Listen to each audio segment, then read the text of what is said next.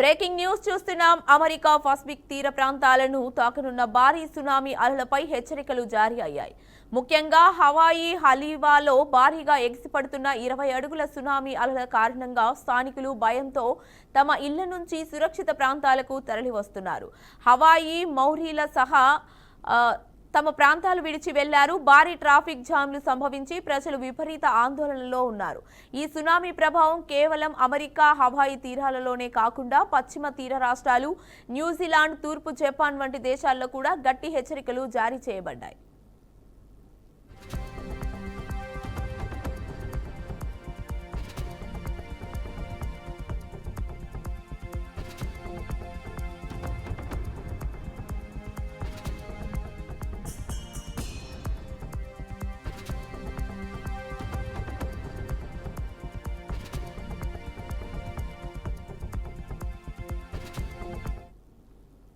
తూర్పు జపాన్లో రైల్వేలు నిలిపివేతలు చేపట్టడం సునామీ భయంకరతను సూచిస్తోంది.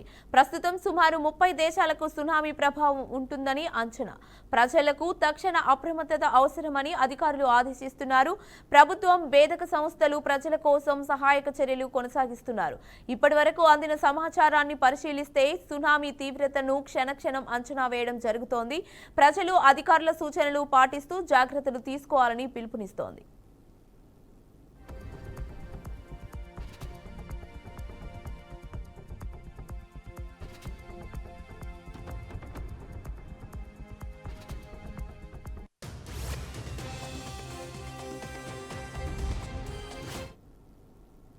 పార్లమెంట్ వర్షాకాల సమావేశాలు 8వ రోజుకు చేరుకున్నాయి. రాజ్యసభలో ఆపరేషన్ సింధూర్పై అధికార, విపక్ష పార్టీ మధ్య వాడివేడి చర్చ జరిగింది. ఈ క్రమంలో కాంగ్రెస్ సభ్యురాలు ఆపరేషన్ సింధూర్పై రేణుకా చౌదరి ప్రధానిపై తీవ్ర స్థాయిలో విమర్శలు గుప్పించారు. 8 దేశాల్లో చెక్కలు కొట్టొచ్చారు, కానీ పహల్గాం ఉగ్రదాడిలో బాధితులను కలిసేందుకు మాత్రం ప్రధాని నరేంద్ర మోదీకి సమయం లేదా అని ఫైర్ అయ్యారు. ఇంతకీ విషాదం జరిగి మృతుల కుటుంబాలు షాక్లో ఉంటే వారిని పట్టించుకోకుండా కేంద్ర ప్రభుత్వం నిర్లక్ష్యం వహిస్తోందని ఆరోపించారు. అసలు ప్రధానికి ఆడబిడ్డ నుదుటిపై ఉన్న సింధూరం విలువ తెలుసా అని ప్రశ్నించారు. क्या डायलॉग था जिन्होंने कहा, कौन सा सिनेमा का, कि एक चुटकी सिंदूर का कीमत तुम क्या जाने। तो मैं नरेंद्र बाबू जी को बोल रहे हैं, मेरे भाई है ना, कि इस चुटकी सिंदूर का कीमत आप क्या जाने।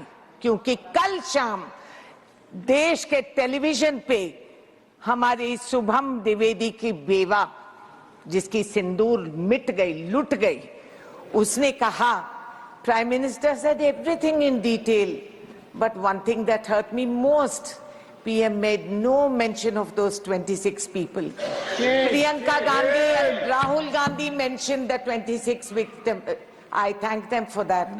I was expecting Prime Minister to make a mention of those 26 people, but he didn't. तो फिर आप सिंदूर की अहमियत क्या जानते हो कि 1.5 घंटा की बोल भाषण में एक लफ्ज नहीं बोल सके, कि इन लोगों को याद नहीं कर తెలంగాణలో శాంతి భద్రతలు తీవ్ర ప్రమాదంలో ఉన్నాయని బీఆర్ఎస్ నేతలు ఆగ్రహం వ్యక్తం చేశారు. షంబీపూర్ ఎమ్మెల్సీ రాజ్కు బెదిరింపు కాల్స్ వస్తున్నాయంటూ మైనంపల్లి హనుమంతరావు, ఆయన కుమారుడు రోహిత్ కుమార్ నేరుగా ఫోన్లు చేసి చంపుతామని బెదిరించారని ఆరోపించారు. ఈ మేరకు పోలీస్ కమిషనర్ను కలిసి ఫిర్యాదు చేశామని, బాధ్యతాయుతంగా వ్యవహరించి వెంటనే చర్యలు తీసుకోవాలని బీఆర్ఎస్ నేత ఆర్ఎస్ ప్రవీణ్ కుమార్ డిమాండ్ చేశారు. నాయకులు అదేవిధంగా మరి పార్టీ తెలంగాణ ఉద్యమం, మలిదశ ఉద్యమం నుండి నేటి వరకు కూడా మరి తెలంగాణ ప్రయోజనాల కోసం వీరోచితంగా పోరాడుతున్న మరి ఎమ్మెల్సీ షంబీపూర్ రాజు గారికి మైనంపల్లి హనుమంతరావు, మైనంపల్లి రోహిత్ రావు అనే 2 వ్యక్తుల నుండి విపరీతంగా, వాళ్ళ అనుచరుల నుండి విపరీతంగా బెదిరింపు కాల్స్ వస్తున్నాయి. నిన్ను చంపుతాము, నువ్వు ఏం చేసుకుంటావో చేసుకునే బెదిరింపు కాల్స్ చాలా విపరీతంగా వస్తుంటే ఆధారాలన్నింటితోని ఈరోజు సైబరాబాద్ పోలీస్ కమిషనర్ అవినాష్ మహంతి గారికి కంప్లైంట్ ఇవ్వడం జరిగింది. తెలంగాణ డీజీపీ గారిని, అదేవిధంగా మరి మిగతా పోలీస్ అధికారులను వీళ్ళు రోడ్డు మీద 300 వాహనాలతోని రోడ్డును మొత్తం బ్లాక్ చేసినా కూడా మీరెవ్వరు కూడా వీళ్ళ మీద కేసులు రిజిస్టర్ చేయడం లేదు. వీళ్ళు అనరాని భాష, అన్పార్లమెంటరీ లాంగ్వేజ్, ఓపెన్గా మీడియా ముందు పెట్రోలు పోసి చంపుతాము బిడ్డ అని కేటీఆర్ను, హరీష్ రావు గారిని బెదిరించినా కూడా మీరెవ్వరు కూడా కేసులు రిజిస్టర్ చేయడం లేదు. ఇచ్చి కాంగ్రెస్ పార్టీకి సంబంధించినటువంటి మా సహచర శాసనమండలి సభ్యుడైనటువంటి శంభీపూర్ రాజు గారికి రిపీటెడ్గా కొన్ని ఫోన్ నంబర్ల నుంచి బెదిరింపు కాల్స్ వస్తున్నటువంటి సందర్భంలో శంభీపూర్ రాజు వ్యక్తి కాదు, ఆయన బీఆర్ఎస్ పార్టీ ఫౌండర్ సభ్యులలో ఒకడు.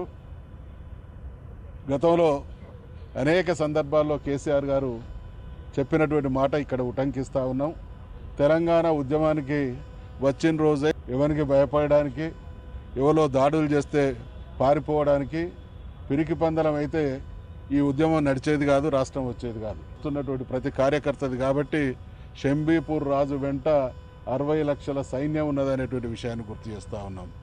దీని వెనుకున్నటువంటి వ్యక్తులు గూండాలు, ఏదో నడి రోడ్ల మీద భయపెట్టిస్తే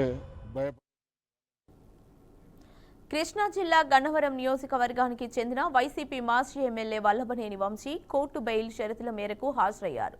బాపులపాడు మండలం హనుమాన్ జంక్షన్లో నకిలీ ఇళ్ల పట్టాల కేసు, మల్లవల్లి ఇండస్ట్రియల్ కారిడార్లో అసలు రైతులకు కాకుండా ఇతరులకే పరిహారం చెల్లింపు కేసుపై వీరవల్లి మరియు హనుమాన్ జంక్షన్ పోలీస్ స్టేషన్కు హాజరై సంతకాలు చేశారు.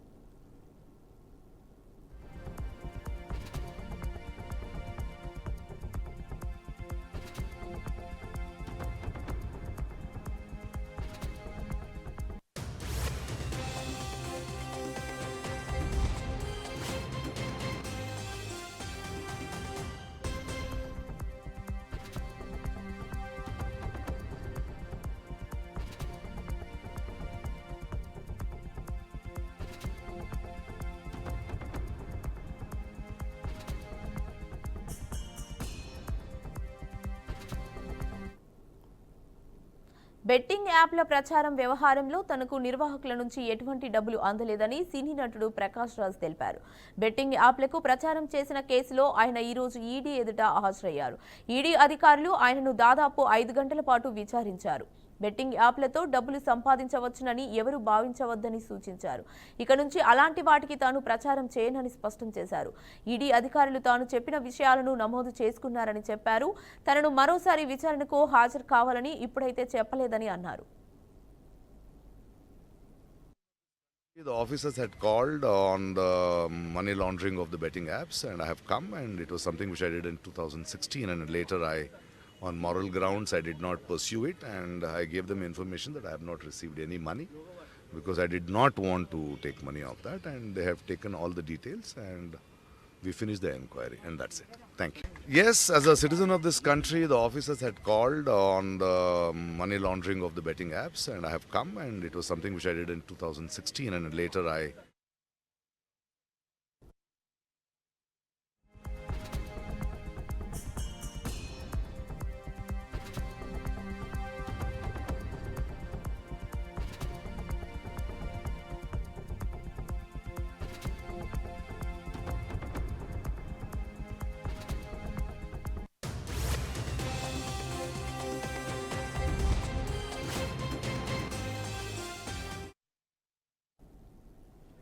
ఏపీ బీజేపీ రాష్ట్ర అధ్యక్షుడు పీవీఎన్ మాధవన్ ఆధ్వర్యంలో టీడీపీకి చెందిన 200 మంది బీజేపీ పార్టీలో చేరారు. ఎమ్మిగనూరు నియోజకవర్గం నందవరం మండలం టీడీపీ మండల నాయకులు గురురాజా దేశాయ్ ఆధ్వర్యంలో టీడీపీ కార్యకర్తలు కర్నూలులోని మౌర్య ఇన్లో జరిగిన కార్యక్రమంలో బీజేపీ తీర్థం పుచ్చుకున్నారు. గతంలో టీడీపీకి పనిచేసిన వీరంతా కూడా బీజేపీ పథకాలకు ఆకర్షితులై బీజేపీలో చేరడం జరిగిందంటున్న టీడీపీ నాయకులతో మా ప్రతినిధి బసవరాజ్ మరింత సమాచారం అందిస్తారు.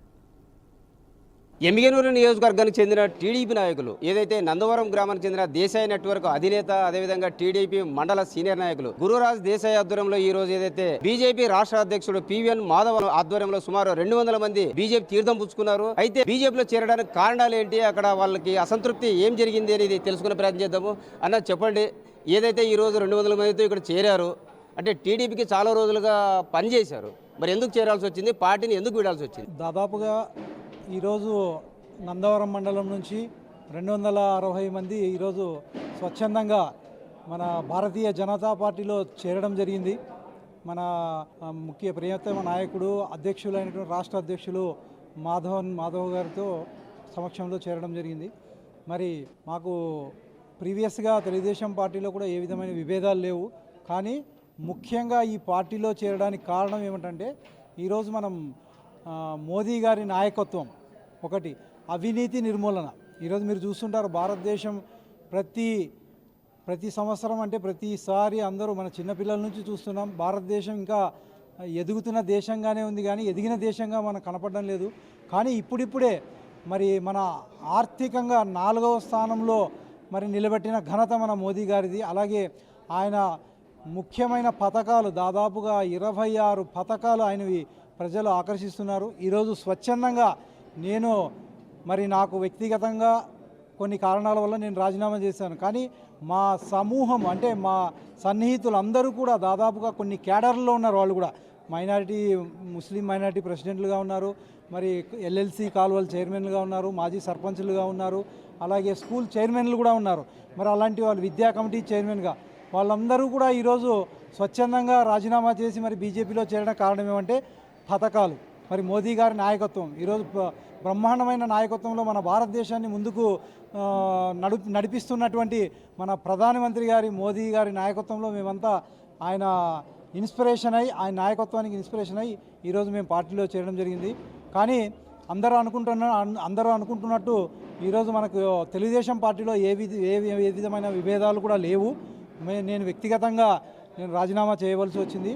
మరి నాతో పాటుగా నా సన్నిహితులు కూడా అందరూ రాజీనామాలు చేసి ఈరోజు దాదాపుగా 260 మంది ఈరోజు బీజేపీ పార్టీ తీర్థం పుచ్చుకున్నారు.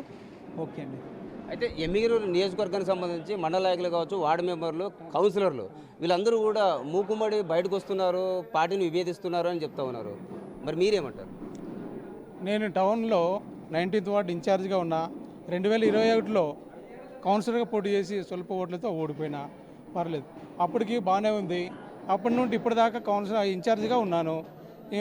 నరేంద్ర మోడీ గారు ఆయన పథకాల వల్ల 29 పథకాల వల్ల మేము ఆకర్షితులై మేము ఖచ్చితంగా బీజేపీలో చేరాలని మేము సిద్ధంగా ఉన్నామని చేరినాం. అంటే కేంద్ర ప్రభుత్వం యొక్క పథకాలకు ఆకర్షితులై బీజేపీ తీర్థం పుచ్చుకున్నట్టు చెప్తా ఉన్నారు. అంటే స్థానికంగా టీడీపీ నాయకులతో ఎలాంటి విభేదాలు లేవు, స్వచ్ఛందంగానే మా అనుచరులు కావచ్చు, మా సన్నిహితులు కావచ్చు, వీళ్ళంతా భారీ ఎత్తున ఇక్కడ ఏదైతే బీజేపీ అధ్యక్షుడు పివిఎన్ మాధవ్ ఆధ్వర్యంలో చేరాము, అంత తప్పనిచ్చి మోడీ అభివృద్ధి పథకాలకే ఆకర్షితులమని చెప్తున్న పరిస్థితి. తెలంగాణ రాష్ట్ర భారతీయ జనతా పార్టీ అధ్యక్షుడు రామచంద్రరావుపై ఎమ్మెల్యే రాజాసింగ్ వివాదాస్పద వ్యాఖ్యలు చేశారు. భారతీయ జనతా పార్టీకి రైటర్ కాదు ఫైటర్ కావాలంటూ పేర్కొన్నారు. బండి సంజయ్ కుమార్ కు అధ్యక్ష పదవి ఇచ్చి ఉంటే తెలంగాణ రాష్ట్రంలో భారతీయ జనతా పార్టీ అధికారంలోకి వచ్చే ఛాన్స్ ఉండేదని వివరించారు. రామచంద్రరావు భారతీయ జనతా పార్టీ ప్రెసిడెంట్ కాకూడదని చివరి వరకు అడ్డుకునే ప్రయత్నం చేశానని చెప్పుకొచ్చారు రాజాసింగ్. తెలంగాణ రాష్ట్రంలో భారతీయ జనతా పార్టీ అధికారంలోకి రావాలంటే సమూల మార్పులు జరగాలని కూడా వెల్లడించారు. అప్పుడే భారతీయ జనతా పార్టీ డెవలప్ అవుతుందని గుర్తు చేశారు.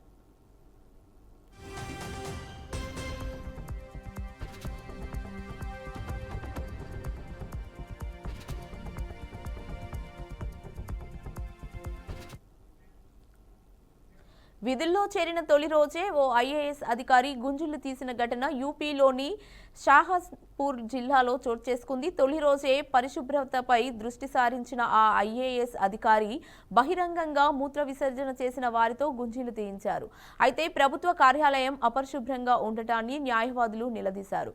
ఈ నేపథ్యంలో ఆ ట్రైనీ ఐఏఎస్ అధికారి అందరి ముందు గుంజీలు తీశారు.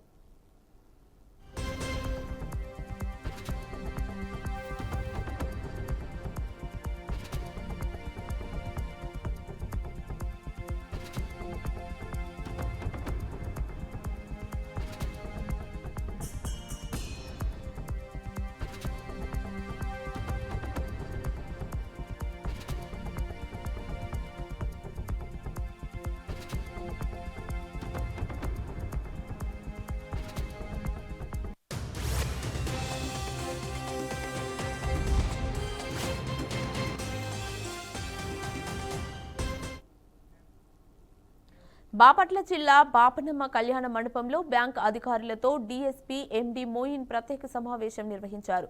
చీరాల నియోజకవర్గంలోని పలు బ్యాంకుల అధికారులు ఈ సమావేశంలో పాల్గొన్నారు. బ్యాంకుల వద్ద భద్రత, సీసీ కెమెరాల పర్యవేక్షణపై డీఎస్పీ కీలక సూచనలు చేశారు. అనుమానితులను కనిపించినప్పుడు వెంటనే పోలీసులకు సమాచారం ఇవ్వాలని తెలిపారు. చూసుకోవటం ఒకటి, తర్వాత ఆయా బ్యాంకుల్లో కానీ ఆ సంస్థల్లో కానీ సెక్యూరిటీ ఏర్పాట్లు ఏ రకంగా ఉన్నాయి అంటే సీసీ కెమెరాస్ ఉన్నాయా లేదా, అట్లాగే అలారం సిస్టమ్ పనిచేస్తుందా లేదా, అట్లాగే సెక్యూరిటీ అరేంజ్మెంట్, సెక్యూరిటీ గార్డులు కానీ అలాంటివి ఉన్నాయా లేదా అని చెప్పేసి వాళ్ళందరితో మీటింగ్ పెట్టి వాళ్ళు తీసుకోవాల్సిన జాగ్రత్తలు చెప్పడం జరిగింది. అట్లాగే బ్యాంక్ సంబంధించిన అధికారులంతా రావడం జరిగింది. వాళ్ళు కూడా మేము చెప్పిన సూచనలు పాటించి వాళ్ళ యొక్క సీసీ క్యామ్స్ కానీ అలారం సిస్టమ్స్ కానీ చెక్ చేసుకుంటామని, వాళ్ళ ఏరియాలో, వాళ్ళ బ్యాంకుల్లో, వాళ్ళ ఇన్స్టిట్యూషన్స్లో ఎక్కడా కూడా ఎటువంటి నేరాలు జరగకుండా చూసుకుంటామని చెప్పేసి హామీ ఇవ్వడం జరిగింది. అట్లాగే మేము వాళ్ళు పాటించాల్సిన విషయాలు, చూసుకోవాల్సిన విషయాలు, అట్లాగే వాళ్ళు తీసుకోవాల్సిన సేఫ్టీ అండ్ సెక్యూరిటీ మెజర్స్ కూడా వాళ్ళకి మేము సూచనలు చేశాము. అవన్నీ వాళ్ళందరికీ వ్రాతపూర్వకంగా మేము నోటీసులు కూడా జారీ చేస్తాము. ఇప్పుడు ఆ నోటీసులు తీసుకుని వాళ్ళు దానికి తగ్గ ఏర్పాట్లు. మాచల్ర నియోజకవర్గంలోని నాగార్జున సాగర్ ప్రాజెక్టుకు భారీగా వరద నీరు చేరుతోంది.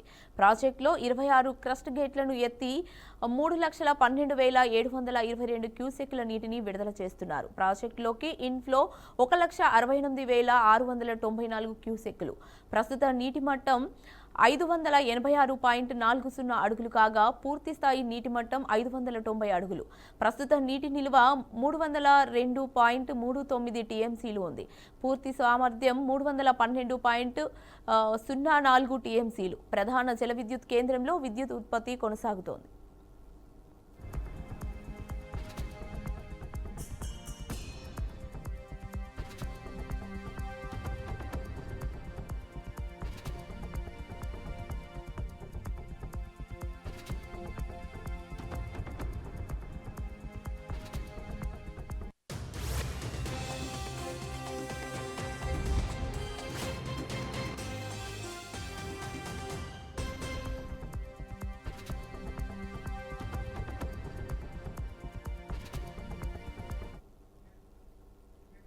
శ్రీ సత్యసాయి జిల్లా కరది రూరల్ మండలం కాళసముద్రం గ్రామంలో మద్యం సేవించి 20 బారులపై దాడి చేశారు. ఈ విషయంపై డీఎస్పీ శివనారాయణ స్వామి స్పందించారు. యువకులు మద్యం సేవించి మరో యువకుడిపై దాడి చేశారని ఆయన చెప్పారు. గంజాయి సేవించి దాడి చేశారన్న వార్త వాస్తవం కాదని తెలిపారు. దాడి ఘటనపై 20 బారులను కులం పేరుతో దూషించిన కొందరు యువకులపై కేసు నమోదు చేసినట్లు డీఎస్పీ వెల్లడించారు. గ్రామాల్లో పిల్లల అలవాట్ల పట్ల ఒక నిఘా వేసి ఉంచాలన్నారు. కేసుల బారిన పడి జీవితాలు నాశనం చేసుకోవద్దని హెచ్చరించారు. గుర్తుపెట్టుకో జైలుకైనా సిద్ధమ్మా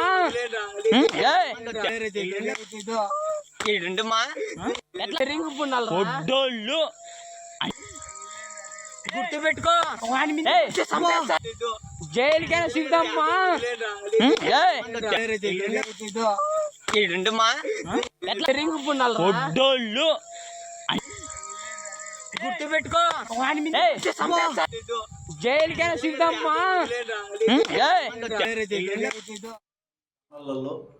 కాళసముద్రం గ్రామం కదిరి మండలంలో గంజాయి బ్యాచ్ హల్చల్ అని స్కూలింగ్ రావడం జరిగింది. దానికి సంబంధించి నేను కొన్ని వాస్తవాలు తెలియజేయాలనుకుంటున్నాను. కాళసముద్రం గ్రామంలో మొహరం పండుగ సందర్భంగా 2 ఎస్సీ అబ్బాయిలను 3 నాన్ ఎస్సీ అబ్బాయిలు మందు తాగడానికి పిలిచినారు. అయితే మందు తాగడానికి ఎస్సీ అబ్బాయిలు నిరాకరించినందున మరుసటి దినం వాళ్ళని పిలిచి ఎందుకు రాలేదు మందు తాగడానికి, మేము పిలిస్తే రావా అని చెప్పేసి ఎస్సీల మీద ఆ 3 నాన్ ఎస్సీ అబ్బాయిలు దాడి చేయడం జరిగింది. వీళ్ళంతా 5 మంది కూడా మైనర్స్ కావున వారి పేరు చెప్పకూడదు. ఇందులో గంజాయి తాగి వారి మీద దాడి చేయడం అనేది పూర్తి అవాస్తవం. దీన్ని క్షుణ్ణంగా విచారించినాము. అయితే అది మా దృష్టికి వచ్చిన వెంటనే మేము తక్షణమే స్పందించి వారి ద్వారా ఫిర్యాదు తీసుకుని దానికి సంబంధించి 118 class 2 BNS SC ST act కింద కేసు కూడా నమోదు చేసి గాయపడిన వారిద్దరిని కూడా